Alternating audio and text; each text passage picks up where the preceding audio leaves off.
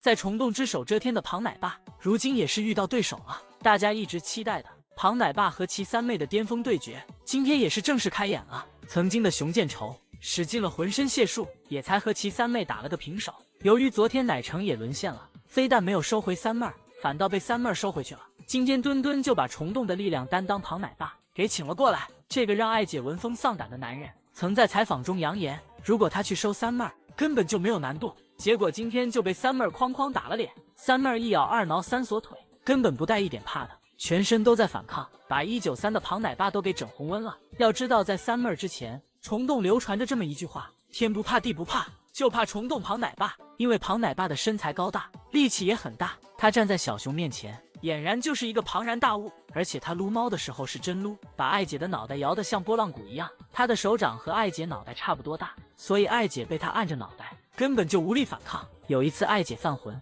李奶妈怎么都收不回去她，拉锯了5个回合之后，李奶妈请来了庞奶爸，这可把艾姐吓得连连后退，缓过神后撒腿就跑。庞奶爸追过来时，把艾姐吓得树都爬不利索。庞奶爸抱着她回家，艾姐紧张到小腿绷得溜直。如今再反观三妹儿，一点都没在怕的。庞奶爸的力气在她这也没那么受用了。三妹儿这个混丫头才刚满1岁，就已经可以称霸虫洞了。谁能想到曾经勇闯狼窝掏狼崽的基地之花北川，如今却被一个熊孩子欺负得快哭了。起因是他的小外孙荣硕不仅打翻了他的小饭桌，还冲着他挑衅似的兔子跳。当时的北川委屈极了，眉毛都皱在了一起，感觉下一秒北川都要哭出来了。曾经声名远扬的熊猫界女侠，竟然还是败在了带娃上。如此看来，这娃还真是谁带谁崩溃。大熊猫妈妈也逃不脱这个定律，不带娃时候的北川独自美丽，现在被气得嘴里的竹子都不香了。如今的北川虽然已经18岁了，但她看上去还是十分的幼态，就像一个奶娃娃。看到她委屈巴巴的样子，隔着屏幕都感觉心要碎了，甚至都想把荣硕那个小崽子揪过来，让他给外婆道歉。荣硕是北川的大女儿川仔的孩子，他现在还带着自己的儿子北香果。因为北川之前不会带娃，还曾不小心把北霞的手臂划伤了。他生的前2胎的3个孩子都是由干妈带大的，川仔小时候还被萌萌带过一段时间，也算是北洞影后的干女儿。北辰和北霞则分别由艾丽和季丽干妈带大。俗话说天道好轮回，苍天饶过谁。今年6岁的川仔也不会带娃，北川当年逃过了带川仔，现在却要替女儿带外孙，果然出来混总是要还的。现在小荣硕掀他小饭桌，他也不敢告家长，因为他怕川仔回怼一句你活该，所以打也打不得，告也告不赢，北川只能委屈自己了。又是一年寒冬腊月天，也到了灵岩吃冰块挂奶爸的季节。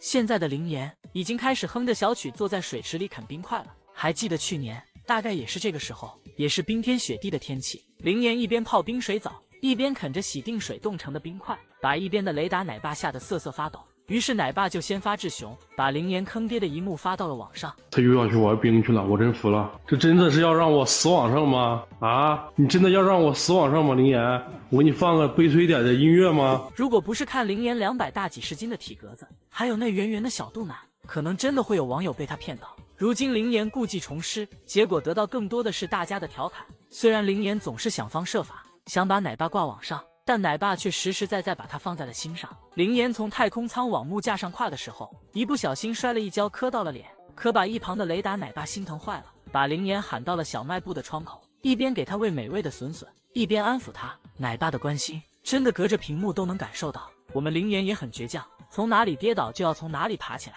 第2次灵岩就轻轻松松地从太空舱跨到了木架上。前一段时间栾川出雪，因为雪太小，温度也不够低，所以雪一落到地面就化了，根本存不住。奶爸为了自家熊孩子能玩上雪，便提着小桶，拿着铁锹，跑到山上把雪一点一点的收集起来。奶爸的手肉眼可见冻得通红，收集满了1小桶，奶爸便一路小跑回家，生怕跑慢了雪就化了。灵岩和麦麦看到雪玩的也很开心，即便是灵岩没有火出圈的时候，灵岩也被照顾得很好。那时的灵岩无人问津，现场没有游客，十分的冷清。灵岩和麦麦也被养得白白胖胖的。灵岩贪玩不吃饭，奶爸就提着桶追着喂，所以灵岩这活泼的性格跟饲养员的疼爱和陪伴有着分不开的关系。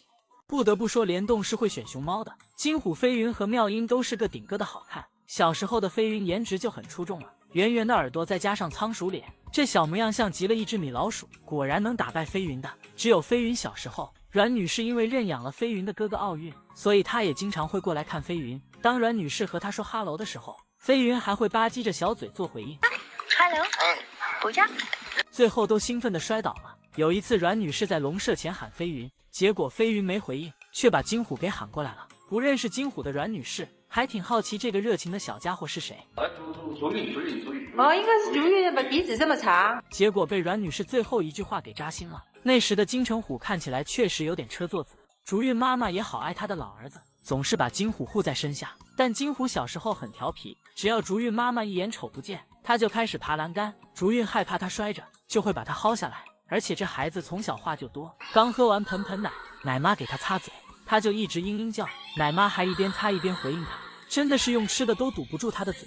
坐在他旁边的妙音一声都没吭，就乖乖的吃胡萝卜。现在金虎都14岁了，还是整天咩咩叫。如今的妙音可忍不了一点，分分钟都想捶他。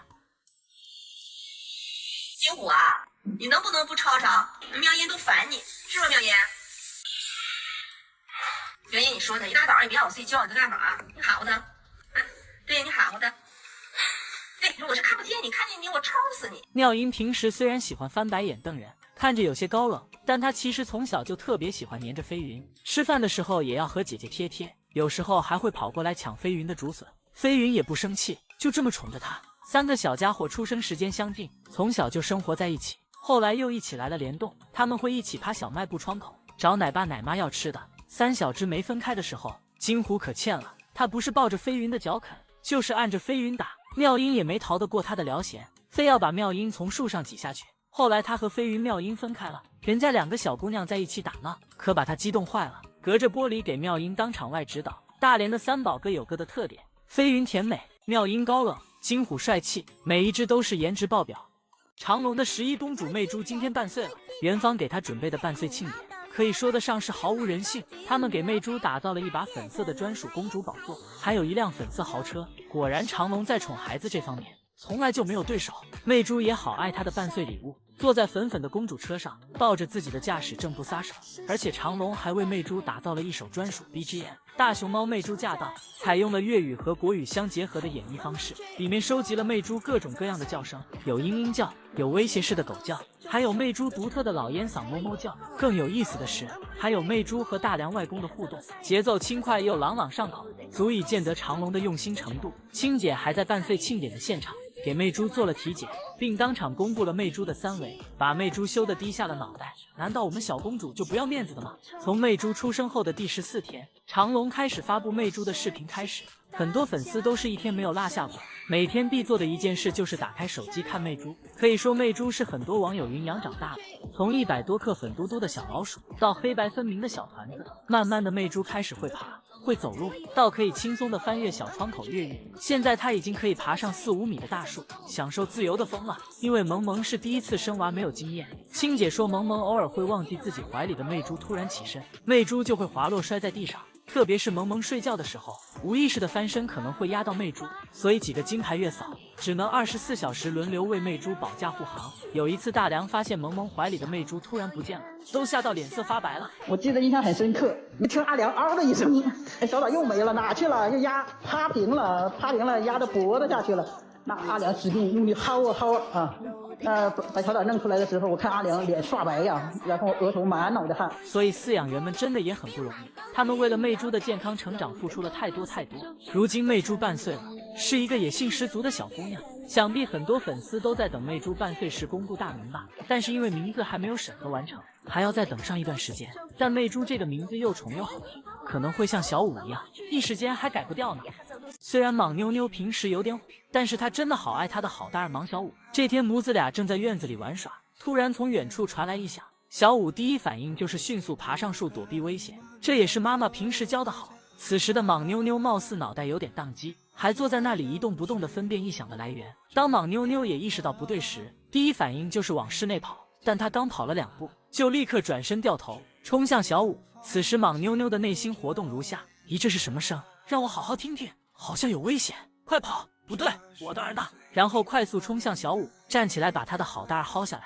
儿子别怕，妈妈来了，妈妈把你叼回家。结果他都忘了，他的儿子长大了，他已经叼不动了。看到这一幕，真的有种莫名的感动和心酸。1年前小五被妈妈锁喉举高高的画面，还仿佛就在眼前。现在的小五莽妞妞已经抱不动了，即便小五已经长成了中午，莽妞妞还是放心不下他。这天正在木架上吃饭的莽妞妞突然听到室内有响声，担心小五会有危险的他立刻起身去室内把小五带了出来。儿子在自己的眼皮子底下才放心。小五小时候在室内做体检，莽妞妞在外场听到小五的叫声，特别的焦虑不安，一会扒着门，一会着急的满院子跑来跑去，肉眼可见他的担心。后来小五体检完出来，莽妞妞就抱着他的好大儿亲亲又抱抱。虽然莽妞妞很爱玩，但她还是会想着小五。这天莽妞妞坐在小五的毯子上玩着小五的球，看这背影就像一只熊猫宝宝。然而玩得正开心的莽妞妞突然抬头，像是想到了什么，于是她踢着球走向一边。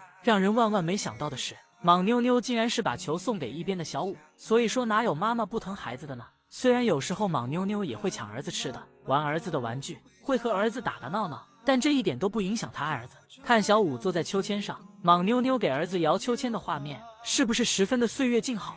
旅居比利时的三兄妹天宝和宝弟宝妹回国了，从他们乘坐的转运箱就能看出天堂动物园的用心程度。2014年，比利时为了迎接星辉和好好的到来，斥巨资打造了中式园林风的熊猫馆，但他俩的活动场就有5300多平方，周围种了4万坪的竹林，全是从四川引进的熊猫最喜欢的品种，场地也是模拟了四川的环境。最厉害的是，天堂动物园还打造了一个模拟洞穴，常年温度都在10到20度，非常适宜大熊猫生活。这个洞穴通风采光也很好，而且他们为了保证饲养团队的专业化，还从中心挖走了也培组的优秀饲养员刘洋，负责照顾星辉和好好的饮食起居。2年后，星辉和好好的第一个孩子出生了。天堂动物园进行了隆重的征名活动，最后天宝1名高票入选，寓意天赐的宝贝。天宝在比利时可以说是超级巨星，有一位80岁的爷爷，为了可以每天看到天宝，就在动物园附近定居下来，自此风雨无阻，基本每天都会过来看天宝。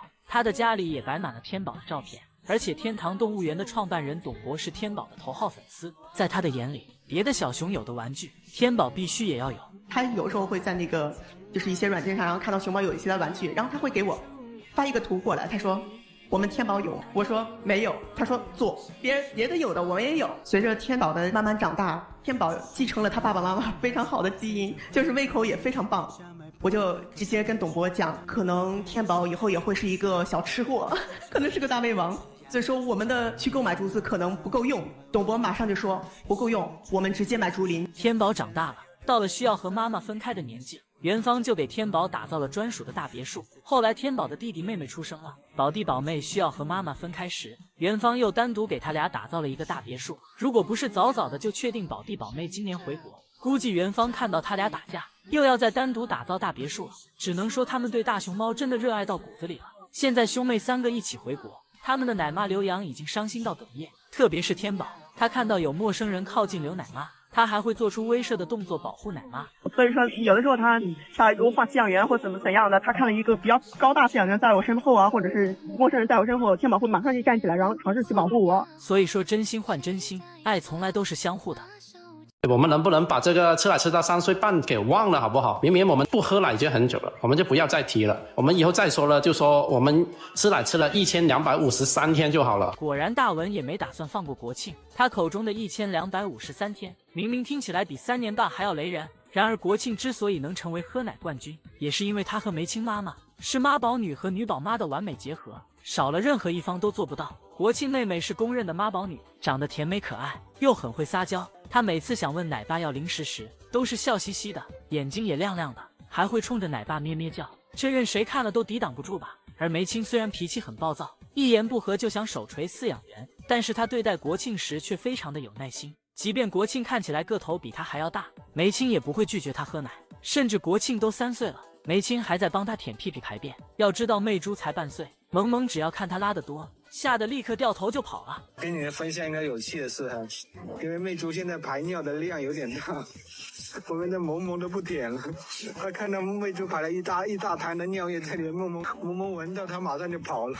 但据说梅青也尝试过给国庆断奶，试着拒绝他的喝奶请求，但是国庆肯定不同意啊，于是他就和妈妈打，最后梅青愣是没打过，所以国庆也就没戒奶成功。直到国庆3岁半的时候，梅青发情驱赶国庆，长龙才把他们母女分开。国庆刚和妈妈分开的时候很不习惯，每天都很 emo， 还会时不时的发出汽笛声，所以大家都说他戒奶时哭了5天5夜。哭累了就吃，所以它戒奶期间还胖了3斤。而且别的大熊猫假孕一般都会瘦挺多的，只有国庆不仅没瘦，反而胖了2斤。听说这个肥妹真的不得了，她反而在假孕时期就胖了1公斤。也难怪大文奶爸总说国庆遗传了妈妈的肥胖，这喝水都长肉的基因肯定是出自英英老祖没跑了。可能正是妈妈给了国庆很多的爱，长大后的国庆阳光开朗，又性格稳定，所以总能看到肥妹笑嘻嘻的。而且国庆长得也是真好看，双眼皮星星眼，小脸也肉嘟嘟的，真的好爱肥妹啊。果然小狗家族都是有些搞笑天赋在身上的。这天正在睡觉的圆润被走过来的润泽吓了一跳，润泽也被妈妈的反应吓得埋下了脑袋。被吓懵了的润泽在原地愣了几秒钟，然后假装生气的扭过头去，等妈妈过来哄他。但圆润并没有理会儿子，而是原地趴下继续睡觉。润泽见状便生气的想去打妈妈，结果一个没站稳，把自己摔得熊仰马翻。还有一次，圆润带着润泽在木架上休息，结果圆润躺下的一瞬间，直接把润泽挤下了木架，都把润泽摔懵了。有些网友分不清润泽和润阳，其实他俩也很好分辨，看着潦草一些的是润泽，看着文静一些的是润阳。润泽潦草的模样像被屁崩了一样，这对炸毛刷子耳和当年挖煤时期的圆润简直一模一样。而且润泽和润阳这2个废头子可比当年的二狗和花花难带多了。当年因为二狗比较独立，喜欢自己玩，而花花又比较文静，不怎么费妈，所以那时的圆润有很多的精力去爱他们。而如今的润泽和润阳经常的费妈，以至于圆润又开始变得潦草了，丝毫没有带娃前的白富美形象了。看来这娃还真的是谁带谁崩溃。2个小家伙像是长在妈妈身上的挂件，圆润走一步，他俩就跟一步，甚至还会前后夹击围攻妈妈。2个废头子打妈妈也是常有的事儿，咬着圆润的头套不撒嘴，圆润的脸都快被儿子咬变形了也没动手。看到这一幕，都快把网友们心疼坏了，纷纷喊话让圆润教育一下这个废头子。但圆润的母爱从来都不用怀疑，即便是带2个孩子很疲累，哪怕自己喂奶时累到躺在地上，她也都没推开怀里的儿子。只是这样的小狗女士，让人看了多少有些心疼。原来饲养员的吸猫体质也是有区别的，李奶妈分的小熊个个都很粘人，红奶爸分的小熊那是一个比一个难收啊。李奶妈上一届养的咸仔简直就是天生狐妹子，她长得好看，再加上非常喜欢与人亲近，每天不是让奶妈抱抱，就是让奶妈背背的。看她看奶妈的眼神，感觉下一秒就要喊妈妈了。今年李奶妈又带了珍仔，在第一次的拜年亮相会上就展现出了超强的狐妹子潜质。鉴于她粘人的表现，网友们给她起了外号叫真粘人。红奶爸收喜豆仔时喊2声就下来了，网友们还说红奶爸今年可算分了个听话的，虽然喜豆仔太埋汰，看起来都有些不忍下手。结果这2天红奶爸来收水蒸气的时候，再次遭遇收猫滑铁卢，水蒸气趴在高高的树杈上，奶爸就算是爬到梯子的最顶端，也还差很远够不到他。红奶爸连哄带骗的，水蒸气压根就不理，把奶爸急得都开始摇树吓唬他了。看来红奶爸是逃不脱水秀家族的折磨了。红奶爸之前养的悠悠是水秀的外孙女，每到下班点，奶爸喊悠悠回家的声音可以响彻整个神树坪。悠悠悠悠悠悠悠悠，长此以往，也就有了著名的悠悠之歌。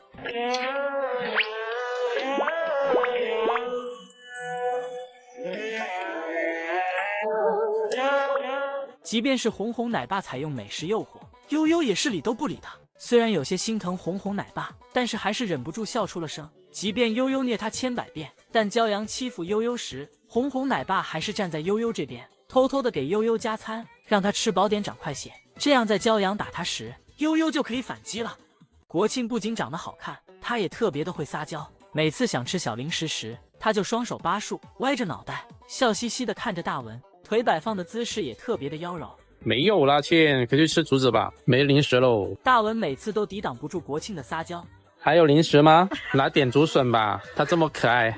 哎呀，再吃点再减肥吧。如此看来，撒娇女人最好命，在熊猫界也同样适用。但这也不能怪大文，这样眼睛亮亮又笑嘻嘻的国庆妹妹，恐怕谁也无法抵挡得住吧。国庆因为吃奶吃了1253天，现在大家都喊她奶黄1253。国庆也是唯一一只拥有奶系号的小熊，即便国庆是大文的心上熊，但它也是黑国庆最多的。当有游客问国庆是不是那个喝奶喝到3岁的小熊，大文还特意给游客更正，这是喝奶喝到3岁的国庆吗？不是吧，应该是喝了3岁0.6个月吧，然后还 emo 了5天。国庆3年半的奶也没白吃，戒奶一梦5天胖2斤，假孕2个月胖3斤，感冒7天胖8斤。现在国庆已经打败妈妈和姐姐，稳居长隆女雄榜的榜1了。大文还说她和姐姐龙龙的气质不一样，龙龙很端庄，举手投足都很优雅，国庆就比较接地气，喜欢坐在地上，有一种村花的气质。果然我们的国庆啊，气质是跟姐姐不一样的，姐姐继承的是梅亲妈妈的贵气啊，那我们国庆妹妹呢，继承的是妈妈的地气啊。国庆的体能也很强，可以横跨在空中蹭痒，可以在跑步机上跑得飞起。她不仅会单手转球，还能把自己投进篮筐里。所以说国庆3年半的奶，没有一天是白吃的。近日生完崽崽的美美和她的美妆蛋一起在神树坪展出了。巡视完场地的美美打算站起来趴在小卖部窗口找饲养员要吃的，结果就算她站得笔直，也够不到小窗口。它应该是成年大熊猫中为数不多够不到窗口的吧。仔细观察就会发现，美美的腿还没门槛高，腿短也就算了，她的手举起来竟然过不了头顶。果然怀婷奶爸那句五短美美的含金量还在持续上升。对，美美的特点是胳膊、屁股、头、耳朵哪里都比较短，五短美美。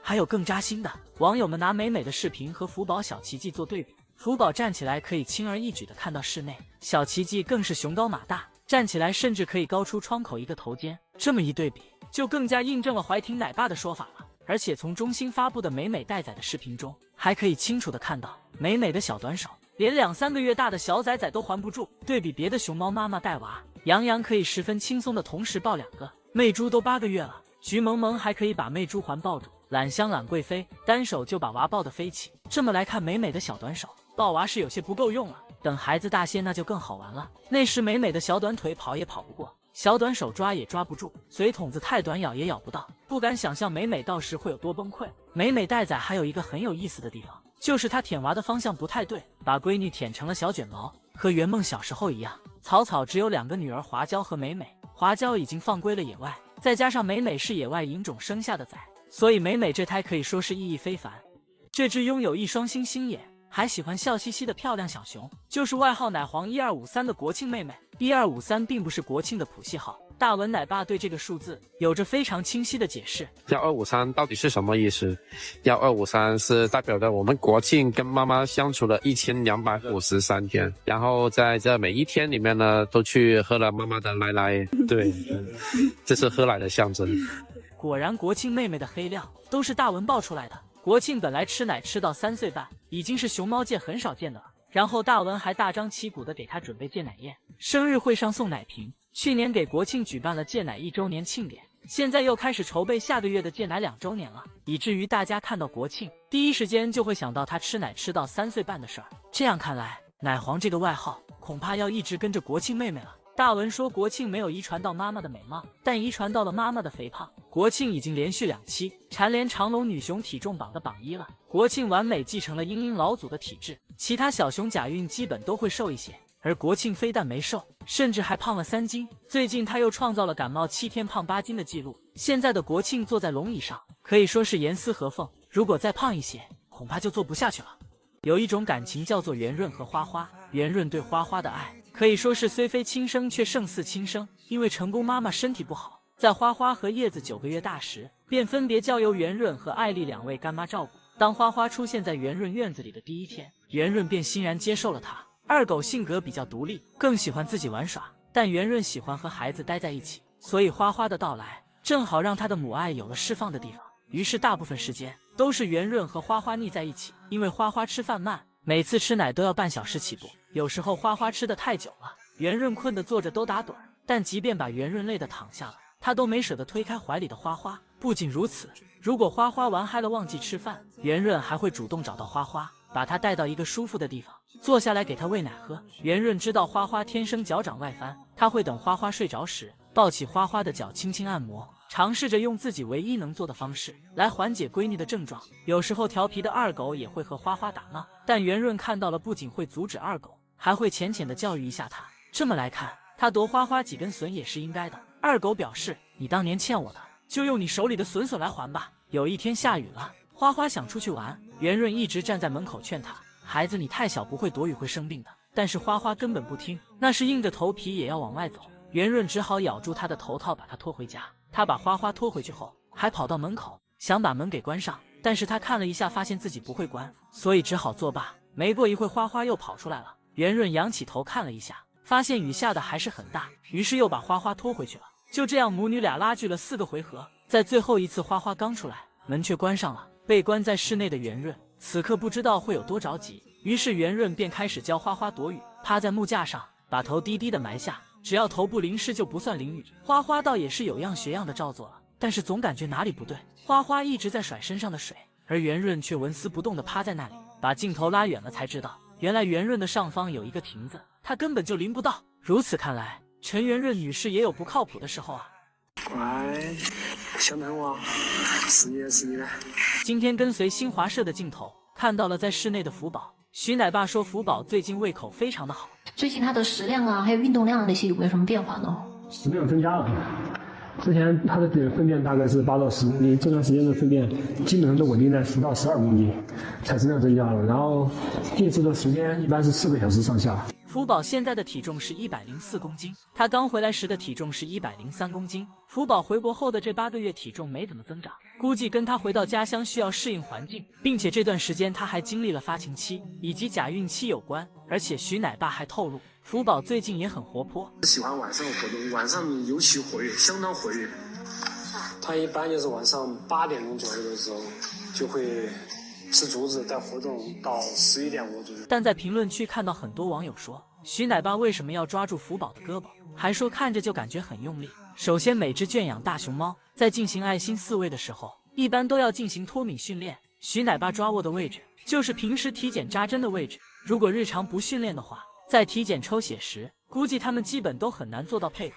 再者，如果福宝感觉特别不舒服，想把手抽回去，大家觉得以徐奶爸的力量控制得住福宝吗？而且肉眼可见福宝吃的挺开心的，如果不舒服，他也不会吃了。还有大家最关心的福宝抽搐的问题，徐奶爸说他最近几天都没有再出现抽搐的情况了，只要福宝是健康的，大家也就可以安心了。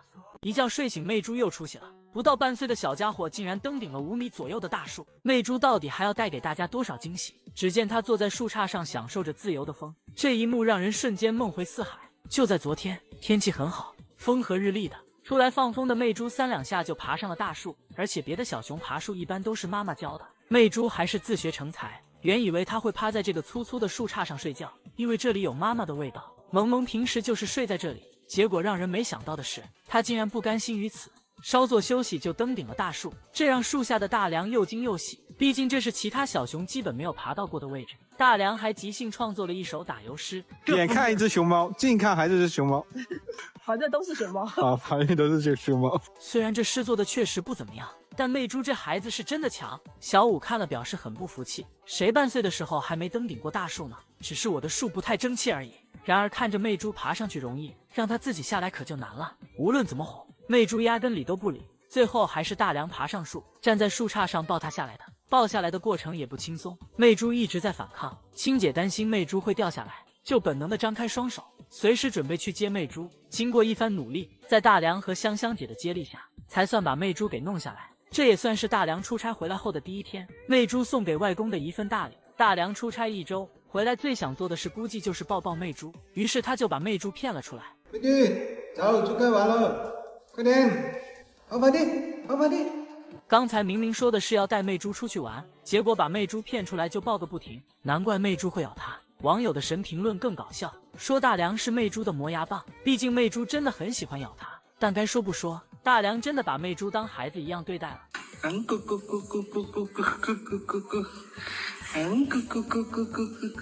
此刻大梁应该是全网粉丝最羡慕的男人了，只是大梁你再这样下去，又要被青姐点名批评了。雪中的咸咸简直美极了，只见他坐在雪地里，吃着某奶爸给他背上来的笋笋，这一幕任谁看了能不心动？就连某奶爸都忍不住感叹：哇，我感觉在雪地里的你更漂亮了。而且工作人员还拍到了挂在几十米高的大树上的咸咸仔，小家伙已经和皑皑的白雪融为一体，不仔细看还真的很难发现它。咸咸仔睡醒了，还能在细细的树枝上轻松自如地走来走去，这强大的平衡能力和抓握能力真的让人不得不佩服。这也足以证明咸咸仔在野培第2阶段具有优秀的表现。工作人员还发现这母子俩是一对夜猫子，大晚上不睡觉，打着手电筒就出来打雪仗了。玩的那叫一个开心。然而他们如此无忧无虑的背后，是野培工作人员在为他们保驾护航。无论是暴雨泥石流，还是大雪封山，他们都会坚持每天检查野培母子的状况，给熊猫妈妈送吃的。3代是背不起哦，好重啊！2代只有2代都恼火，2代都120斤一个。每天一大早，他们都要背上100多斤的竹笋上山，然后找到熊猫妈妈投喂给它。小钱，小钱，你还在做梦啊？睡得香得很哟啊！啊，梦到过没有？啊，打个好汉，哎，打到你美梦了，起来吃早餐了。某奶爸真的是把熊猫当成自己的孩子来疼了。某奶爸的经历也很传奇，他因为喜欢大熊猫，在卧龙当了9年的清洁工，每天的工作就是清理熊猫吃剩的残竹以及粪便。直到2008年汶川地震，某奶爸不顾自身安危，协助工作人员上山搜救四处逃散的熊猫，63只熊猫成功转移了61只。自此以后，某奶爸正式成为一名饲养员。从野培项目开始启动，某奶爸就奔走在工作的一线，即便现在到了该退休的年纪，他依然放心不下这些毛孩子。也正是有了他们的付出，才有了圈养大熊猫重返森林的机会。向一线的工作人员致敬。